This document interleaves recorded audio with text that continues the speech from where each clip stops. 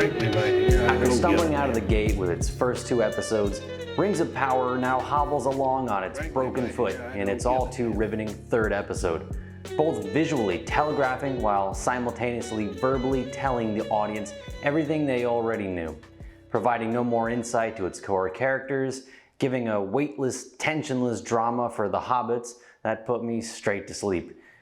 Now, before I get into my critiques of the cinematography for this episode and offer my solutions, I have to acknowledge that Rings of Power did at least one thing quite well, and that was in its depiction of Numenor.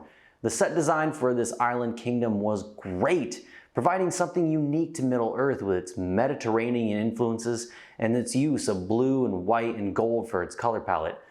Unfortunately, this gorgeous set was just used for more of Galadriel's gymnastic routines and Halbrand's adventures in the art of how not to be a pickpocket, and overexposed and washed out globs of light polluting the scenes. Now, much of the same problems that plagued the visuals of the first 2 episodes, that being prioritizing style over purpose, are still at work here, with lighting schemes that just don't make any sense. As you can see here in this shot of Muriel, where she is uplit like a villain from a monster film. Or this shot here where the direction of the light hitting the painting is in contradiction to the direction of the established source.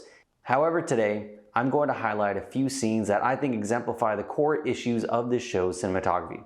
So first, let's compare this scene to what most likely was its inspiration, that being the introduction of Shadowfax in the 2 Towers.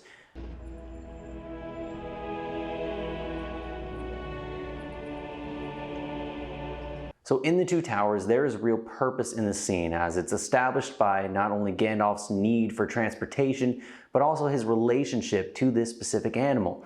It's then natural to photograph this scene in a very special way, and slow motion makes sense, showing the ethereal beauty of this particular animal as it runs through the field.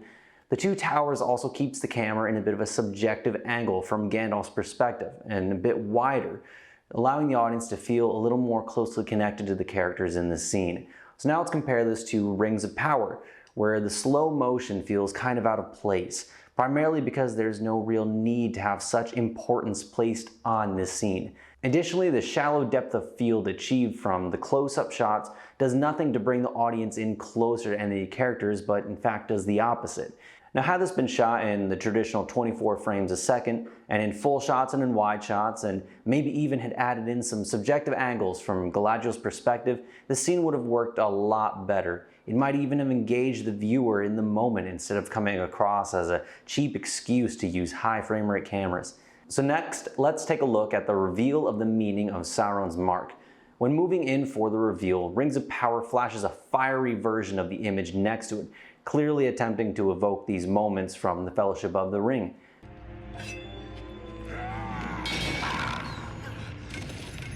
However, in Fellowship of the Ring, this effect was done not only to unnerve the audience, but also show that deep connection between Sauron and the ring, that even coming close to it, even if you don't touch it, but you just come close to it, you might fall under his gaze.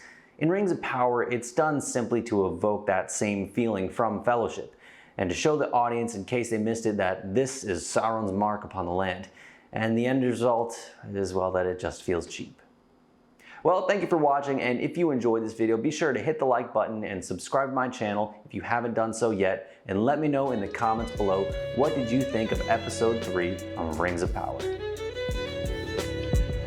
Frankly, my dear, I don't give a damn.